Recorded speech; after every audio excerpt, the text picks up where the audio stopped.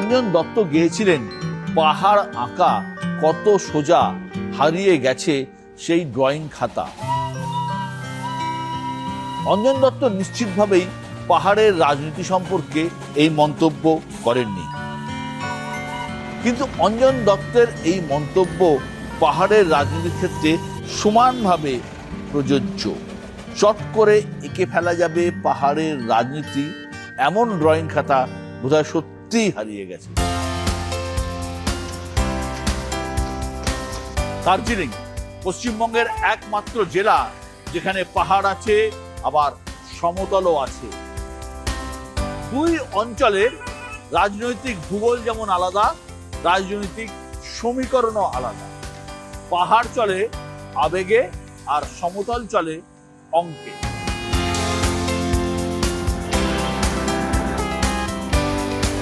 এই দার্জিলিং জেলায় মোট 5টি বিধানসভা, 2টি পাহাড়ে দার্জিলিং এবং কার্শিয়াং, একটি কালিম্পংয়ে আলাদা জেলা, আর 3টি সমতলে। এই 5টি বিধানসভায় গত ভোটে 5টিতেই জয়ী হয়েছিল বিজেপি।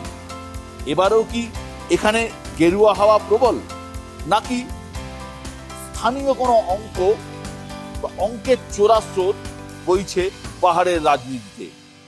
ভোটের ভবিষ্যৎ নিয়ে তারই খোঁজ নিতে আমি এসেছি Darjeeling.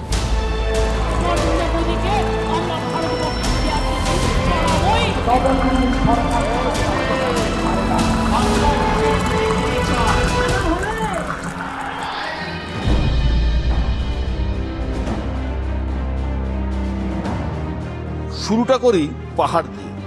Darjeeling queen of hills, সুন্দরী এই শৈল শহরের মেজাজ বোঝা যায়। এই রোদ তো এই বৃষ্টি। সুন্দরী দার্জিলিং এর ভোটের মেজাজও কি একই রকম খামখেয়ালি? एक लीडर निकला पहाड़ में कि बंगाल के साथ खुला बोलने वाला। আমি ভীষণ ভালোবাসি আমার সাংসদ রাজু মিস্ত্রি। क्योंकि सबको मालूम है कि अनिल थापा ममता बनर्जी का आदमी है। এই পালস আছে, এবার সেটাকে ভোট বাক্সে নিয়ে যাওয়ার দায়িত্ব আমার। একটা প্রতিশ্রুতি বিজেপি রাখতে পারেনি। हम लोगों को 4 गोरखालैंड होना चाहिए था, वोट देने से गोरखालैंड होता तो। So now people are realising. আমি আবার বলছি, দার্জিলিং কালিম্পং সহ আমাদের নিচের যতগুলো সিট আছে ক্লিন সুইপ করবে বিজেপি। মানুষের মোহভঙ্গ হয়েছে, চা বলয়ে বিজেপি খুব খারাপ করবে, ব্যাডলি শেপড আছে বিজেপি। নোট মাই ওয়ার্ড, এবার ভারতীয় জনতা পার্টির সরকার পশ্চিমবঙ্গে।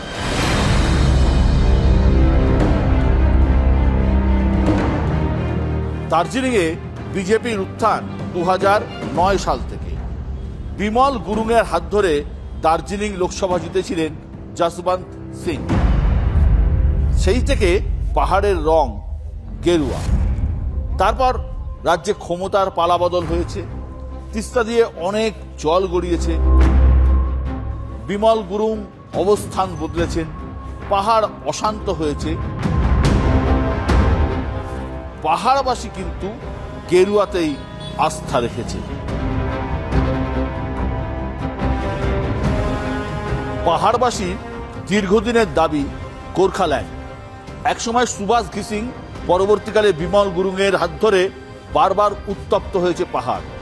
মাসের পর মাস ধরে অচল থেকেছে দার্জিলিং। এখন সেসব অতীত, কিন্তু ভোট এলেই ফের চর্চায় ভেসে ওঠে পুরনো আবেগ। নেতাদের কথায় শোনা যায় দাবি পূরণের কথা। जब 86 से आंदोलन हुआ ना, गोरखालैंड का आंदोलन, उस टाइम ही एक डिजीज इधर में हो गया पहाड़ में से, anti incumbency, Bengali versus Gorkha बना दिया लीडर लोगों ने। सो बंगाली वर्सेस गोरखा बनाने से पहले का लीडर लोग को इतना इजी था वोट मांगने में, से बंगाल को गाली करने से वोट देता था। हाँ, इसका पास दाम है, गोरखा के पास लांडे का जुनून है, जो गाली देता था उसको वोट देता था। वो नैरेटिव बिल्डअप हो गया ना, वो परसेप्शन इतना, मतलब एंटी इनकम्बेंसी परसेप्शन इतना बिल्डअप कर दिया कि लीडर लोगों ने हम लोगों का बंगाली और गोरखा का बीच में एक अननेसेसरी एक लड़ाई छेड़ दिया। सो इट्स नॉट गुड, एक कम्युनल लड़ाई छेड़ दिया। सो कम्युनल लड़ाई छेड़ने से पहले के लीडर को तो काम, रास्ता भी देना पड़ता था, स्कूल भी देना नहीं पड़ता था, मतलब पानी भी देना, बस गोरखालैंड बोलने से और बंगाल को गाली से वोट देता। लेकिन नाउ पीपल आर रियलाइजिंग ये तो मतलब परफॉर्मेंस के ऊपर वोट देना पड़ेगा। আপনি বলেছেন যে ভোট দিয়ে গোর্খাল্যান্ড আসে না, তার মানে এটা মেনে নিচ্ছেন যে এই আবেগ এখনো ফ্যাক্টর। सो हम लोगों को 4 गोरखालैंड होना चाहिए था, वोट देने से गोरखालैंड होता तो। So now people are realising. अभी पहाड़ में जो 2017 से स्ट्राइक नहीं हुआ, बंद नहीं हुआ, झमेला नहीं हुआ, स्कूल मतलब अभी तक बंद नहीं होता है, कॉलेज बंद नहीं होता, आदमी लोग स्टूडेंट अच्छा से पढ़ रहा है। देखिए अभी भी आप लोग शायद कब आया कलकत्ता से, लेकिन देखा रास्ता पे इतना जाम है, इट्स बीन सीजन, अभी भी इस सीजन में भी टूरिस्ट बहुत है। सो अभी इकोनॉमिक रिसोर्सेज इतना हो गया कि मतलब बाजार में भी और बस्ती एरिया में भी, विलेज में भी इतना होम स्टे हुआ, वो लोग इकोनॉमिक एक उन लोगों का ग्रोथ शुरू हो गया ना। सो अभी हिल्स में मतलब झमेला से आदमी लोग ऊपर उठ के काम कर रहा है। सो इसका एडवांटेज हम लोग के पास बहुत है अभी। ভোটের আগে পাহাড়ের জন্য ইন্টারলোকিউটর বা মধ্যস্থতাকারী নিয়োগ করেছে কেন্দ্রীয় সরকার, জানিয়ে গরম হয়েছে পাহাড়ের রাজনীতি।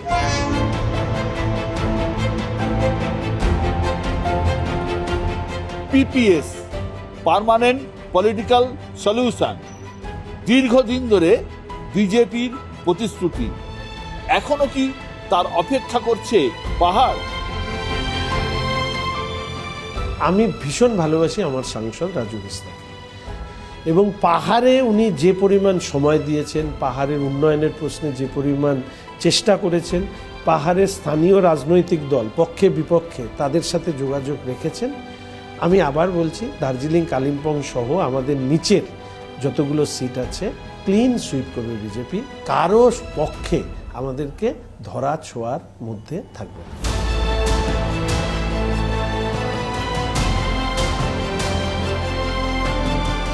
রাজ্যে পালা বদলের পর দার্জিলিংয়ের মন জয়ের চেষ্টা করছেন মমতা বন্দ্যোপাধ্যায়। গত 15 বছরে বারবার তিনি পাহাড়ে এসেছেন। এই মেলে তিনি প্রচুর প্রোগ্রাম করেছেন, নানা প্রকল্পের ঘোষণা করেছেন, নানা রকমের বোর্ড তৈরি করেছেন। তা সত্ত্বেও পাহাড়বাসীর মন জিততে পারেনি তৃণমূল কংগ্রেস। তাই কৌশল বদলেছেন মমতা বন্দ্যোপাধ্যায়। দার্জিলিংয়ের ক্ষেত্রে তার নতুন কৌশল এখন অনিত থাপা, দার্জিলিংয়েরই ভূমিপুত্র।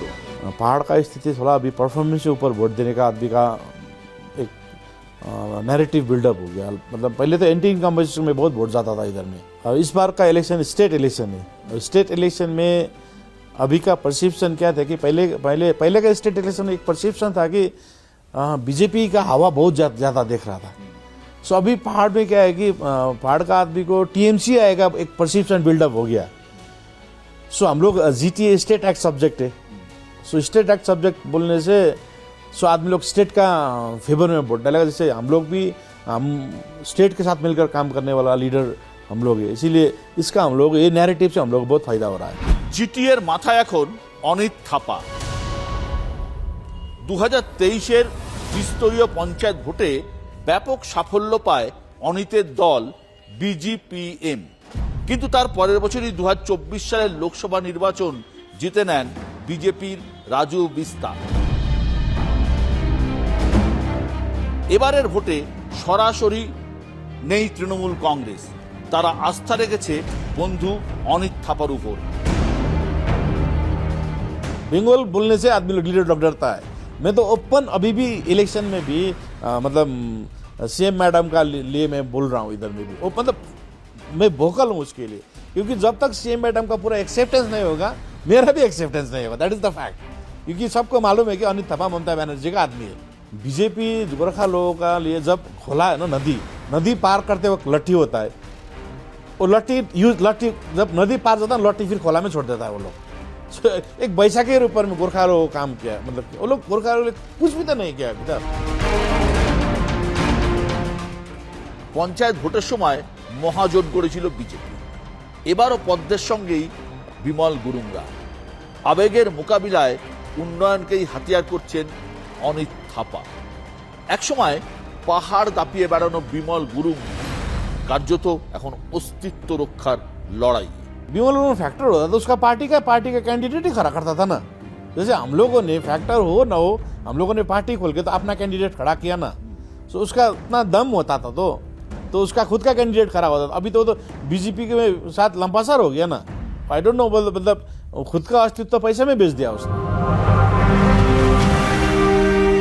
কার্শিয়াংয়ের বিজেপি বিধায়ক বিষ্ণু প্রসাদ শর্মা সদ্য বিজেপি ছেড়ে যোগদান করেছেন তৃণমূলে। তবে তাতে এই আসনে ভোটের অঙ্কে বিরাট হেরফের হবে বলে মনে করছেন না কেউ।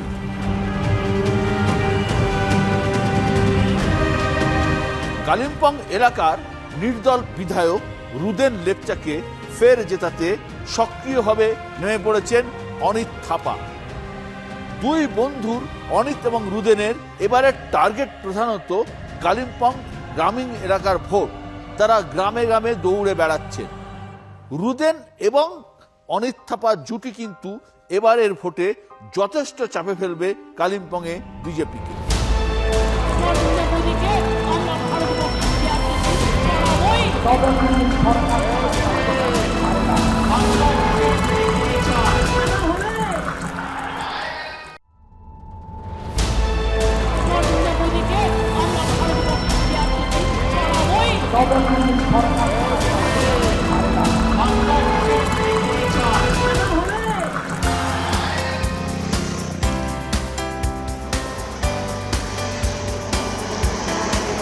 দার্জিলিং থেকে এবার আসি সমতলের কথায়। শিলিগুড়ি উত্তরবঙ্গের বাণিজ্যিক কেন্দ্র। প্রধানত বাংলাভাষী এবং হিন্দিভাষীদের সংমিশ্রণ রয়েছে এই শহরে। পাহাড়ের রাজনীতি থেকে অনেকটাই আলাদা সমতলের এই শিলিগুড়ির রাজনীতির হিসেব নিকেশ। আমি বলেছি whether you are ready to be a second class citizen of our state, এটা আমার first agenda. Paschimbangla, it is not about Siliguri, আমার ফার্স্ট এজেন্ডা এটা। Second agenda development. আমার শিলিগুড়ি শহরকে আমি বলি মোদির শহর। আমার সেকেন্ড এজেন্ডা হচ্ছে দাদা যে 5টা বছর বিজেপিকে দাও, যদি কাজ করতে পারি 31-এ রাখো, নাহলে 31-এ বিদায় দাও। রাজ্যে পালা বদলের পর তৃণমূল কংগ্রেস মাত্র একবারই শিলিগুড়ি জিতেছিল, তারপর আর পারেনি। কেন? এটা নানান বিশদা কারণ ছিল। এরা সংবাদ মাধ্যমে এরকম সোজাসুজি বলা। একটা হচ্ছে 11 সালে আমরা জিতেছিলাম ডক্টর রুদ্রনাথ ভট্টাচার্য, তারপরে ক্যান্ডিডেট বাইচুং ভুটিয়া, তারপর ওম প্রকাশ মিশ্র। একটা হয়তো বহিরাগতর একটা বিষয়টা মনে হয় ভূমিপুত্র ছিল না, এটা একটা বড় ফ্যাক্টর হয়েছে বলে আমার মনে হচ্ছে। 2011 সালে পরিবর্তনের ভোটে শিলিগুড়ি জিতে নেয় তৃণমূল কংগ্রেস। 2016 সালে লাল আবার ফেরে শিলিগুড়িতে, বিধায়ক হন অশোক ভট্টাচার্য। 2021 সালের ভোটে আবারও পরিবর্তন, শিলিগুড়ি জিতে নেয় বিজেপি, বিধায়ক হন একদা অশোক ভট্টাচার্যের রাজনৈতিক মন্ত্রশিষ্য শঙ্কর ঘোষ। শিলিগুড়ি জিতে শঙ্কর হন বিধানসভায় বিরোধী দলের চিফ হুইপ। এই যে এসআইআর হলো, এখানে তো উত্তরবঙ্গ তো একটা এফেক্টেড, বহু মানুষের নাম বাদ গেছে, সবাইকে হয়রানি হতে হয়েছে। এসআইআরে এই যে সাধারণ মানুষের ভোগান্তি, এটা কি ভোট বাক্সে কোনো প্রভাব ফেলবে? দাদা, তোমরা ভোগান্তিটা দেখাচ্ছ বিজেপি বা কেন্দ্রের সরকারের দিকে। আমি তোমাকে বলছি, রিচার নাম যখন অ্যাডজুডিকেশনে গেল, তখন মেয়র সাহেব একটা প্রেস করলেন। আমি সাথে সিও সাহেবের সাথে কথা বললাম যে যার হাতে পাসপোর্ট আছে তারা অ্যাডজুডিকেশনে যায় কীভাবে। আমার স্ট্রেইট প্রশ্ন ছিল। পরবর্তীকালে উনি আমার বলার কিছুক্ষণ পর এসিআই একটা টুইট করে যে ইআরওকে শোকজ করা হচ্ছে। এসআইআর এর প্রভাব এবং এই মানুষের হয়রানি এবারে ভোটে কতটা প্রভাব ফেলবে? ব্যাপক প্রভাব ফেলবে। মানুষ প্রচণ্ডভাবে ক্ষুব্ধ। এই 4 মাস 4.5 মাস লোকে এই রাস্তায় দাঁড়ানো, বাইরে থেকে একটি ছেলে পড়ছে ধরুন, বা কারোর ট্রিটমেন্টে গেছে, তাদের ফিরে আসতে হয়েছে। এবং প্রত্যেক দিন, প্রত্যেক সপ্তাহে ইলেকশন কমিশন নতুন নতুন ফরমান জারি করেছে। এই রাস্তায় দাঁড় করিয়ে দেওয়া, তারপর যেটা ওদের এখন অ্যাডজুডিকেশনে আছে, এর আগে কেটেছে, একটা বাড়িতে দেখা যাচ্ছে 6 জন আছে, 2 জনের নাম নেই। এর তো কোনো একটা রেশনালিটি ছিল না এই নাম বাদ দেওয়ার ক্ষেত্রে। এই যে সারা জীবন মানুষ দেখেছে যে ইলেকশন কমিশন মানুষের নাম তোলার জন্য তাদের ফোকাস থাকে, এবার ফোকাস ছিল মানুষের নাম কত কাটা যায়। আজকে যা ভোগান্তি হয়েছে এসআইআর তার জন্য দায়ী এই রাজ্যের সরকারি কর্মচারীরা যারা তৃণমূলের অনুগত। উত্তরবঙ্গে তো বিজেপি ঠিক আছে, বিজেপিকে উত্তরবঙ্গের পার্টি বলা হয়, রাজ্যে বিজেপির ভবিষ্যৎ কি? আমি নিজে এবার প্রবাস করেছি বিভিন্ন জায়গায়, বিশেষ করে দক্ষিণবঙ্গের আমার নদিয়া ইত্যাদিতে। আমি গিয়েছিলাম ব্যারাকপুর অঞ্চল লোকসভা কেন্দ্রে। I am very much hopeful. শুধু ব্যারাকপুরে 7টার মধ্যে 5টা বেরোতে পারে, ফলে এই পালস আছে। এবার সেটাকে ভোট বাক্সে নিয়ে যাওয়ার দায়িত্ব আমাদের, এবং আমরা এবার করবই। ফলে নোট মাই ওয়ার্ড, এবার ভারতীয় জনতা পার্টির সরকার পশ্চিমবঙ্গে হবে। ধর্ম নাকি উন্নয়ন, ভোটটা কি দেখে হবে? ভোটটা এখানে উন্নয়ন দেখে হবে, এ ব্যাপারে কোনো সন্দেহ নেই। কিন্তু বিজেপিকে এই তাসটা খেলতে দেব না, কেননা আমি জানি যে ওরা এখানে একটা স্ট্রং ধর্ম খেলে। আমরা এটা মানুষের কাছে এটা প্রমাণ করতে পেরেছি যে ধর্মে একচেটিয়া ঠিকাদার তোমরা নয়, এটা একটা ব্যাপার। তারপরে যে ছেলেটি এখানে লড়েছে সে তো সারা জীবন ধর্মের অধার্মিক ছিল, নাস্তিক ছিল, তাদের ইডিওলজি তাই ছিল, সারা জীবন করে তো ভোটের আগে এসছে। তো ওই লাল পদ্মকে কেউ ধার্মিক বলে মনে করে না। শঙ্কর ঘোষকে প্রতিপক্ষ হিসেবে কতটা হেভিওয়েট বলে মনে করে? না, আমি কোনো মনে করি না। আমি মনে করি না, সেটা বুঝবেন তার নিজের ওয়ার্ডে যে থার্ড হয়।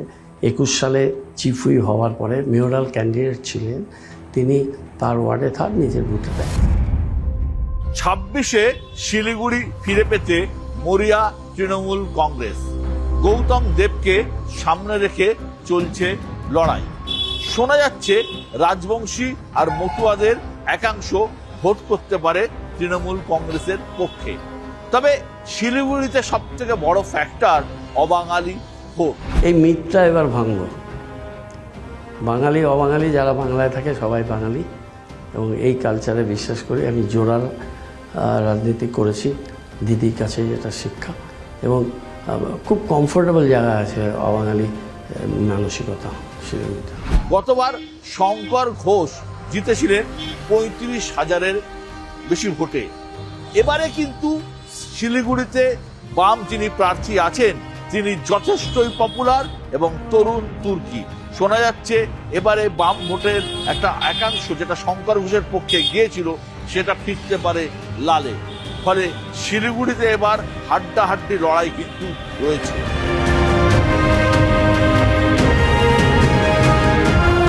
শঙ্কর ঘোষ কি শিলিগুড়ি ধরে রাখতে পারবেন? নিজের মুখে কি আর এই সমস্ত প্রশ্নের উত্তর দিই, মানুষ ঠিক করে দেবে। আমি বিষয়টা সব থেকে ভালো লাগে, ভালোবাসি। রাজনীতি যে অর্থে মানুষের কাছে এখন দাঁড়িয়েছে সেখানে একদম একটা বিকল্প রাস্তায় চলার চেষ্টা করছি। আর এই বিকল্প রাস্তায় চলতে গিয়ে যেটা পেয়েছি সেটা হচ্ছে নিখাদ ভালোবাসা। মানে তুমি যদি এখান দিয়ে হাঁটো তাহলে রিক্সাওয়ালাও আমাকে শঙ্করদা বলে ডাকে, টোটোওয়ালাও ডাকে, হকারও ডাকে, আবার যে কুপার নিয়ে যাচ্ছে, অস্টিন নিয়ে যাচ্ছে, BMW নিয়ে যাচ্ছে, ফোর্ড নিয়ে যাচ্ছে, সেও আমাকে শঙ্করদা বলে ডাকে। ব্যাস এইটুকু আমার প্রাপ্তি জীবনে, এই ভরসার উপরে রাজনীতি করি। দার্জিলিং জেলার মধ্যে আরো 2টি বিধানসভা আসন পড়ছে, একটা ফাঁসি দেওয়া আর একটা মাটিগাড়া নকশালবাড়ি। ফাঁসি দেওয়া আসনে সব থেকে বড় ফ্যাক্টর আদিবাসী ভোট, আর মাটিগাড়া নকশালবাড়ি আসনে ফ্যাক্টর হলো তপশিলি ভোট। এই 2টি আসনও এবার বিজেপির দিকে যাওয়ার সম্ভাবনা অত্যন্ত প্রবল। উত্তরবঙ্গে আপনি দেখবেন যে রিসেন্ট পাস্টে যতগুলো বাইপোল হয়েছে, যেমন মাদারিহাটে কিন্তু আমরা কোনোদিনই জিতিনি। প্রথম জয়প্রকাশ টোপ্প জিতলো। বিজেপির যতটা এক্সিস্টেন্স তার একটা মূল কারণ হচ্ছে উত্তরবঙ্গের এতগুলো জায়গায় ওদের জয়লাভ করা। সেটা ভাঙছে, দ্রুত ভাঙছে, মানুষের মোহভঙ্গ হয়েছে।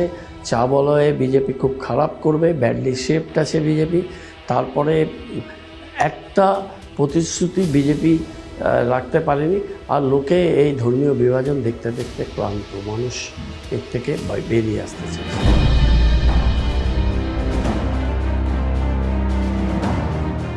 এমনিতে এই জেলার নয়, কিন্তু দার্জিলিং লোকসভা কেন্দ্রের অধীনে চোপড়া বিধানসভা কেন্দ্র। এই বিধানসভা কেন্দ্রের 65% ভোটার মুসলিম ভোটার। গত ভোটে এই চোপড়া গিয়েছিল তৃণমূলের ঝুলিতে, 26ও এই চোপড়া সম্ভবত তৃণমূলে।